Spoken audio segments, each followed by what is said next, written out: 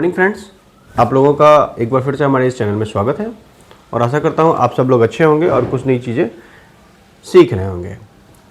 तो आज हम लोगों ने एक VFD का टॉपिक लिया है, जहाँ पे एक टॉपिक में ही एक चैप्टर में ही हम लोग VFD के ऑलमोस्ट हर पहलू को डिस्कस करने की कोशिश करेंगे। VFD पे हम लोगों ने पीछे भी वीडियो बनाए हैं जिसमें हम लोगों ने बहुत सारा डिस्कशन किया है कि VFD क्या होता है, VFD किस टाइप का प्रोटेक्शन देता है, VFD में आपका स्टार्टिंग और स्टॉपिंग कॉन्सेप्ट क्या होता है, VFD अपने फ्रीक्वेंसी को कैसे कंट्रोल कर पाता है। तो आज हम लोग इस डिस्कशन में, जो कि एक चैप्टर का ही होने वाला है, जिसमें हम लोग VFD के बारे में ऑलमोस्ट सारे पॉइंट्स को कवर करने की कोशिश करेंगे। तो चलिए इस डिस्कशन को स्टार्ट करते हैं। VFD in one chapter. VFD के बारे में आप लोग जानते हैं, इसका full form variable frequency drive होता है।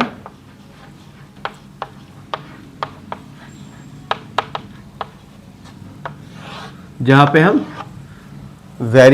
फ्रीक्वेंसी को वेरी करके मोटर के आरपीएम को वेरी करते हैं, या ऐसा बोल सकते हैं कि VFD के फ्रीक्वेंसी को कंट्रोल करके मोटर के आरपीएम को कंट्रोल करते हैं, और जैसा भी हमारा रिक्वायरमेंट होता है उसके हिसाब से हम अपने एप्लीकेशन को फुलफिल करने की कोशिश करते हैं।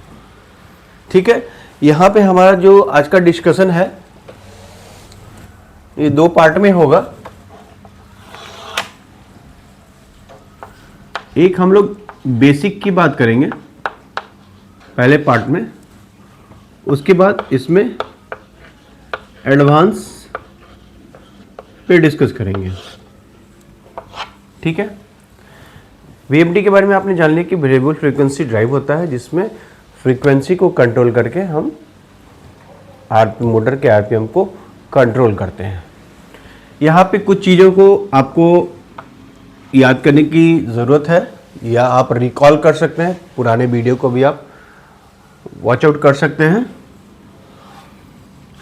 इसमें क्या होता है, पहला फंक्शन है AC से DC का कन्वर्जन होता है और DC से AC का कन्वर्जन होता है। ओके, जब ये DC बनता है उसके बाद ही हम PWM लगाकर पल्स वेव मॉड्यूलेशन के अकॉर्डिंगली हम इसके फ्रीक्वेंसी को चेंज कर पाते हैं। पहला कॉन्सेप्ट आपने जाना है। दूसरा, फ्रीक्वेंसी और वोल्टेज का जो रेशियो होता है, V/F रेशियो जो होता है वो कांस्टेंट रहता है throughout the whole operation. ठीक है। थर्ड पॉइंट, अगर आपको DC वोल्टेज निकालना है तो आप ऐसे भी कैलकुलेट कर सकते हैं, 1 volt DC is equal to 1.35 volt AC। यहाँ पे आप जो DC बस होता है वहाँ पे आप वोल्टेज चेक कर सकते हैं। जो आपका इनपुट सप्लाई अगर 420 का है या 415 का है तो उसके अकॉर्डिंगली 415 का इनपुट AC है तो 415 मल्टीप्लिकेशन 1.35 वो आपका वोल्टेज DC वोल्टेज आपको दिखा देगा। ये 3 पॉइंट मेन पॉइंट है। ओके, ठीक। अब इसमें सेटिंग्स क्या क्या होते हैं, सेटिंग्स के बारे में भी हम लोगों ने जाना है। जो हम लोग सेटिंग करते हैं VFD के अंदर में, जो सेटिंग करते हैं किसी भी मेक का अगर वेरिएबल फ्रीक्वेंसी ड्राइव है तो उसमें इनिशियल बेसिक सेटिंग क्या क्या करना पड़ता है, जिसमें हम लोगों ने डिस्कस किया था मोटर का बेसिक डाटा।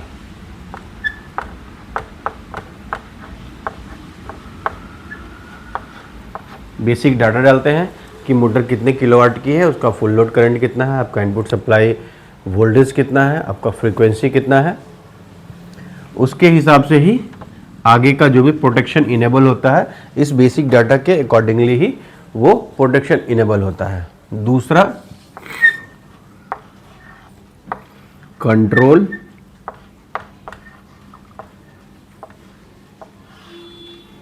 ठीक है। तीसरा प्रोटेक्शन।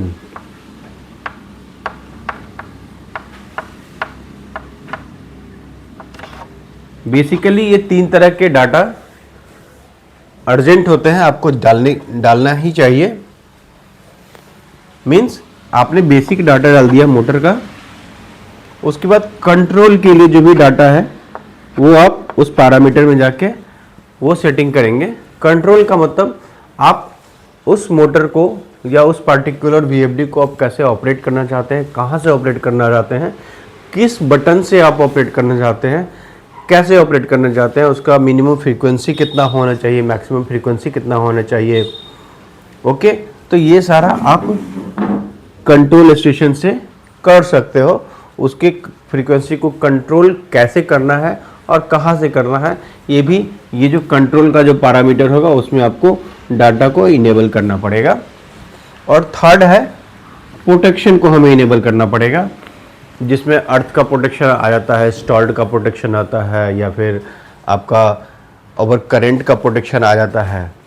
तो या फिर इसमें करंट लिमिट का भी प्रोटेक्शन हम एक दे सकते हैं, करंट को लिमिट कर सकते हैं आप। इसमें कंट्रोल वाले में आप फ्रीक्वेंसी को भी लिमिट कर सकते हैं। तो बेसिकली ये तीन डाटा होते हैं जो आपके बेसिक रिक्वायरमेंट्स हैं कि आपको फ्रीक्वेंसी ड्राइव में, वेरिएबल फ्रीक्वेंसी ड्राइव में क्या क्या डाटा फीड करना है। तो बेसिक पॉइंट पे हम लोगों ने ये डिस्कशन किया है। बेसिक कॉन्सेप्ट में हमें ये पता चलता है कि VFD में क्या होता है। VFD में जब AC इनपुट डालते हैं तो वो DC में कन्वर्ट होता है, और DC के बाद वो फिर हम उसको AC में कन्वर्ट करते हैं, जिसमें PWM method, pulse wave modulation method use होता है, जिससे वो फ्रीक्वेंसी को कंट्रोल कर पाता है। ठीक है। इसमें throughout the operation V/F ratio आपका कांस्टेंट होता है। 1 volt DC is equal to 1.35 volt AC होता है। और सेटिंग्स में हमारे तीन तरह के डाटा डालने पड़ते हैं, बेसिक डाटा, कंट्रोल के लिए डाटा और प्रोटेक्शन का डाटा। तो ये आप अगर डाल पाते हो तो आपकी VFD रन हो जाएगी। आपने एक VFD का इनिशियल इंस्टॉलेशन कर लिया और इनिशियल सेटिंग भी कर लिया। उसके बाद जब ये बेसिक फंडा क्लियर हो गया, उसके बाद हम एडवांस की तरफ जाएंगे कि VFD का क्लासिफिकेशन कैसे होता है, VFD में और कौन कौन से फंडामेंटल्स हो सकते हैं, उसमें और क्या क्या एडिशनल उसका कैरेक्टरिस्टिक्स होता है वेरिएबल फ्रीक्वेंसी ड्राइव का, उसके बारे में थोड़ा सा हम लोग डिस्कस करेंगे। एडवांस में अगर हम बात करें तो ये VFD एक फ्रीक्वेंसी स्किपिंग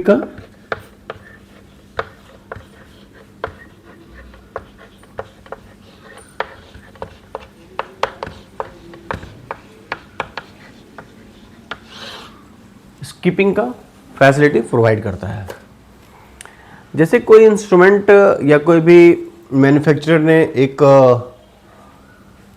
कुछ प्रोडक्ट बनाया है, जैसे कोई पंप है, और उसने उसके नेम प्लेट पे कुछ लिखा हुआ है कि किसी पार्टिकुलर फ्रीक्वेंसी रेंज में, सपोज को 30 to 34 हर्ज के रेफरेंस में, इस बीच में ये जो आपका पंप है या भी जो भी इक्विपमेंट है वो एबनॉर्मल बिहेवियर दिखाता है।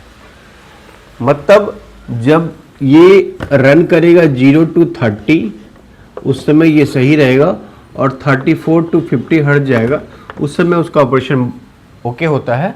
लेकिन ये with in that range 30 to 34 उसका ऑपरेशन में कुछ एबनॉर्मलिटी देखने को मिलती है। मीन्स कुछ एबनॉर्मल वाइब्रेशन हो सकते हैं, एबनॉर्मल साउंड हो सकता है, एबनॉर्मल लोड हो सकता है। तो उसको कंट्रोल करने के लिए ये फ्रीक्वेंसी स्किपिंग का कॉन्सेप्ट हमारे काम में आता है। और ये मैक्सिमम हर फ्रीक्वेंसी ड्राइव में, वेरिएबल फ्रीक्वेंसी ड्राइव में ये रहता है सेटिंग कि आप इस फ्रीक्वेंसी को 30 to 34 आप स्किप कर देते हो। मतलब आपका ऑपरेशन जैसे 0 to 30 हुआ पहला, और दूसरा ऑपरेशन होगा 34 टू 50 के बीच में होगा, और ये बीच का जो ऑपरेशन है वो स्किप हो जाता है। इसको फ्रीक्वेंसी स्किपिंग बोलते हैं। उसमें आप लोअर लिमिट और हायर लिमिट डाल सकते हैं। आपने 30 और 34 डाला, तो जब ये VFD को आपने स्टार्ट कमांड दिया है और उसको 50 हर्ट्ज का उसको अगर रेफरेंस मिला हुआ है, तो ये क्या करेगा, 0 से 30 जाएगा और 30 से स्किप होकर डायरेक्ट 34 टू 50 तक ट्रैवल करेगा। और ये ऑपरेशन होने से आपका जो ये पंप था उसमें कोई भी एबनॉर्मेलिटी देखने को नहीं मिलेगी और आपका स्मूथ ऑपरेशन होगा। ठीक है, आशा करता हूँ ये फ्रीक्वेंसी स्किपिंग का कॉन्सेप्ट आपको समझ में आ गया होगा। पहला ये हो गया। दूसरा, हम लोगों ने इस पॉइंट पे भी चर्चा किया है, जो इसका स्टार्टिंग होता है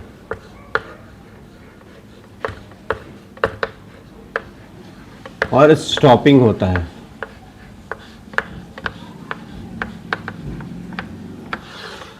ये स्मूथ होता है। VFD आपने जब लगाया है तो स्टार्टिंग और स्टॉपिंग स्मूथ होता है।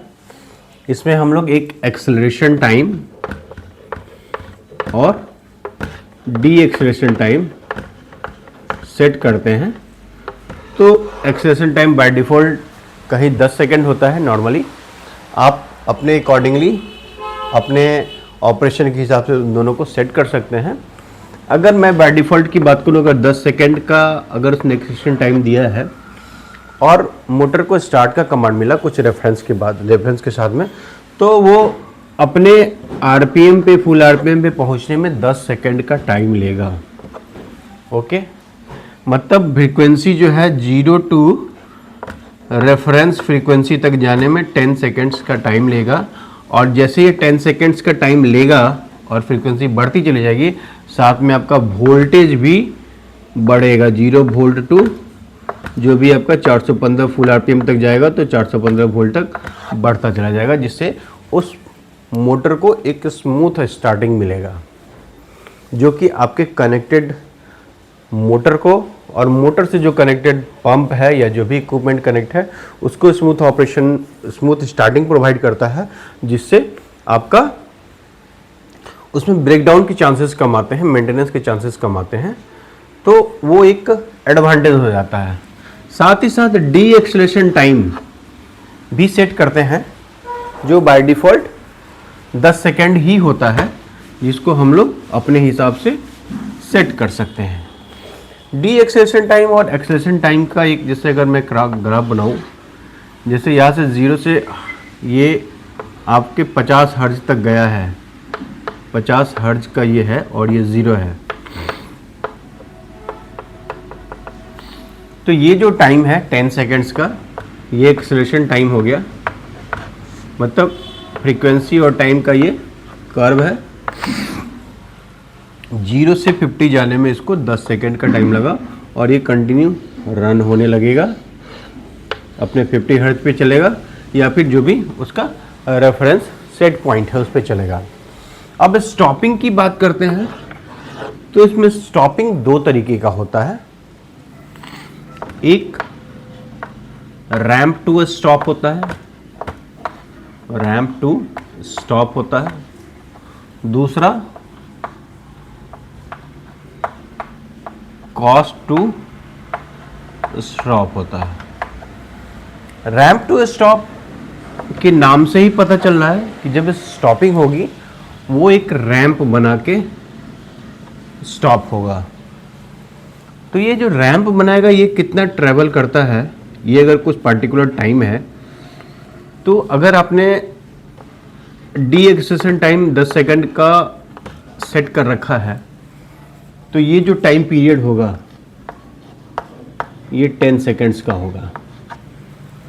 अगर हमने स्टॉपिंग को रैंप टू स्टॉप में सेट कर रखा है और हमने स्टॉप का कमांड दिया है, तो क्या होगा कि ये पार्टिकुलर जो रनिंग फ्रीक्वेंसी सब को ये 50 पे चल रही है, 50 से इसको 0 होने में 10 सेकंड का टाइम लगेगा मीन्स आपका स्टॉपिंग भी स्मूथ हो गया, वो झटके में बंद नहीं होगा। जैसे आपने DOL स्टार डेल्टा में नॉर्मली हम लोग जब स्टार्ट करते हैं तो भी वो सडनली स्टार्ट होता है एक झटके में, और बंद करते हैं तो भी इमीडिएट बंद हो जाता है। लेकिन इसमें क्या होगा, वोल्टेज और फ्रीक्वेंसी का जो रेशियो है कांस्टेंट रहेगा, और फ्रीक्वेंसी धीरे धीरे कम होगा और वोल्टेज भी साथ ही धीरे धीरे कम होते होते ये वोल्टेज भी 0 हो जाएगा और फ्रीक्वेंसी भी 0 हो जाएगा, और अल्टीमेटली आपकी मोटर स्टॉप हो जाएगी। ये रैम्प टू स्टॉप हो गया। दूसरा कॉस्ट टू स्टॉप का एक कॉन्सेप्ट होता है स्टॉपिंग में। दूसरा कॉन्सेप्ट होता है कॉस्ट टू स्टॉप। जैसे आपने स्टॉप का कमांड दिया है, आपने स्टॉप का कमांड जिसे दिया है तो मोटर इमीडिएट फ्रीक्वेंसी 0 हो जाएगा और मोटर आपकी बंद हो जाएगी। तो नॉर्मली सेफ मोड में मैक्सिमम जगह पे हम लोग रैम्प टू स्टॉप को यूज़ करते हैं। कहीं कहीं हमें अगर प्रिसाइज कंट्रोल चाहिए होता है तो वहाँ पे हम लोग कॉस्ट टू स्टॉप को इनेबल करते हैं। ठीक है, तो ये स्टॉपिंग हम लोगों ने देख लिया कि स्टार्टिंग और स्टॉपिंग हमारा स्मूथ होता है VFD के यूज़ करने से। ठीक, उसके बाद हम तीसरा पॉइंट डिस्कस करेंगे। तीसरा पॉइंट क्या है, हमने स्टार्टिंग स्टॉपिंग ले लिया है। तीसरा पॉइंट कम्युनिकेशन।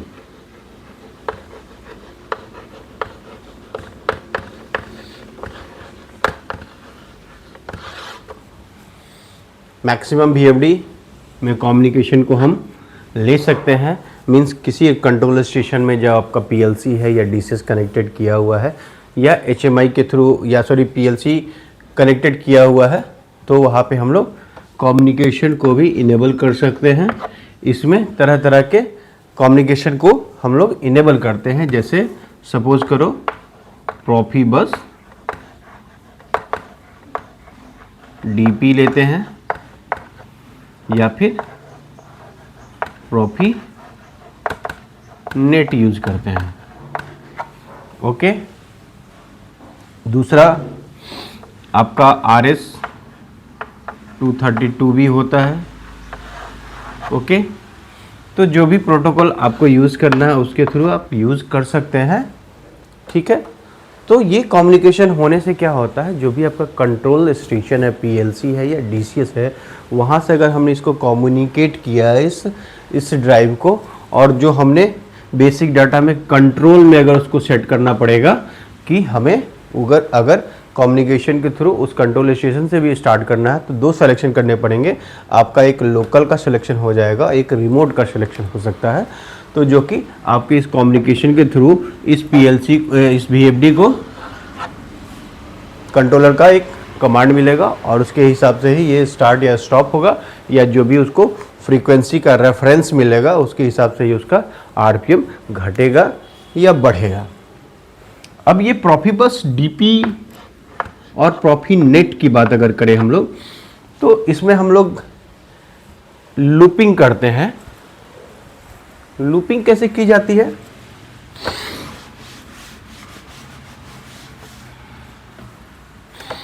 अभी अगर एक आपका VFD यहाँ है, दूसरा VFD ये है, तीसरा VFD सपोज करो ये है, इसके आगे भी VFD बहुत सारे कनेक्ट हैं। तो प्रोफिबस DP की बात करें तो आपका जो कंट्रोल स्टेशन है, DCS है, सपोज करो DCS है या PLC है, वहाँ से एक प्रोफिबस का केबल आएगा, जो एक कनेक्टर आपका DP कनेक्टर जो होता है, आपने देखा होगा DP कनेक्टर इस टाइप का होता है, 9 पिन का होता है नॉर्मली। उसमें एक केबल कनेक्ट हो जाएगा इनमें, इसका जो आउट का केबल होगा वो इस दूसरे का इन हो जाता है, दूसरे का इन हो जाता है, और इसका जो आउट निकलेगा इसका इन हो जाएगा, इसका आउट होगा, इसका इन हो जाएगा। इस तरीके से ये एक लूपिंग बनाते हैं, और पार्टिकुलर हर नोड को हम एक एड्रेस प्रोवाइड करते हैं। जैसे एड्रेस हमने इसको 3 दिया है, इसको 4 दिया है, इसको हमने 5 दिया है, और इसको हमने 6 दिया है।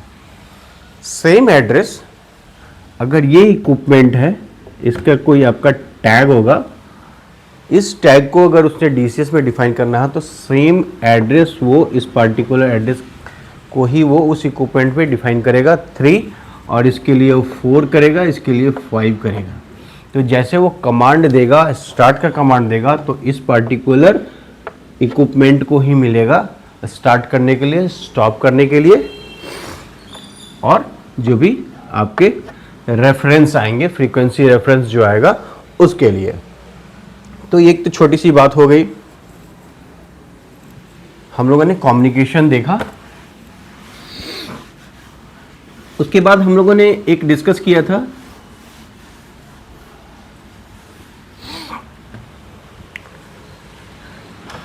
चौथा पॉइंट, हम लोग पल्स के अकॉर्डिंग भी हम लोग का VFD का क्लासिफिकेशन होता है, जो हम लोगों ने लास्ट वीडियो में डिस्कस किया था। हमारा 6 पल्स का एक VFD होता है, 12 पल्स का एक VFD होता है, और एक 18 पल्स का VFD होता है। 6 पल्स जनरली जो हम लोग यूज़ करते हैं VFD में, एक साइकिल में आपके 6 पल्स बनते हैं। 12 पल्स में एक साइकिल में 12 पल्स बनेंगे, और 18 पल्स में क्या होता है, एक साइकिल में 18 पल्स बनते हैं। इसमें जो हम लोग यूज़ करते हैं, एक ट्रांसफार्मर यूज़ करते हैं जो आपको 30 डिग्री का फेज शिफ्ट देता है 12 पल्स वाले में। इसमें भी एक ट्रांसफार्मर यूज़ करते हैं 18 पल्स में, जो प्लस माइनस 20 डिग्री का फेज डिस्प्लेसमेंट देता है। इसको अप्लाई करने से क्या हो रहा है, हम हार्मोनिक्स को कंट्रोल कर पाते हैं। तो इसके बारे में भी हम लोगों ने छोटा सा डिस्कशन किया था कि इसके बेनिफिट्स क्या होते हैं और ये कैसे काम कर रहा है। तो ये आप पिछली वीडियो को आप देख सकते हैं। तो एक ये क्लासिफिकेशन हो गया 6 पल्स का, 12 पल्स का और 18 पल्स का। उसके बाद हम लोगों ने एक और डिस्कस किया है, ऑलरेडी इस बात को हम लोगों ने डिस्कस किया है, एनालॉग सिग्नल के बारे में।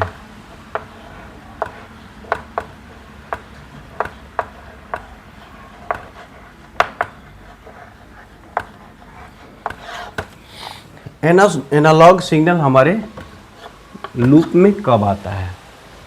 एनालॉग सिग्नल हमारे लूप में कब आता है?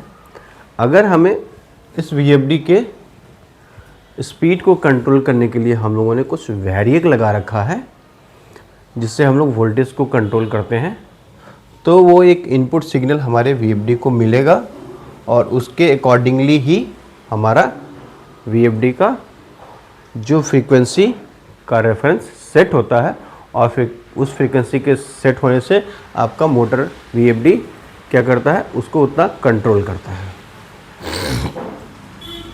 इसमें एनालॉग सिग्नल में एनालॉग इनपुट होता है और एनालॉग आउटपुट होता है।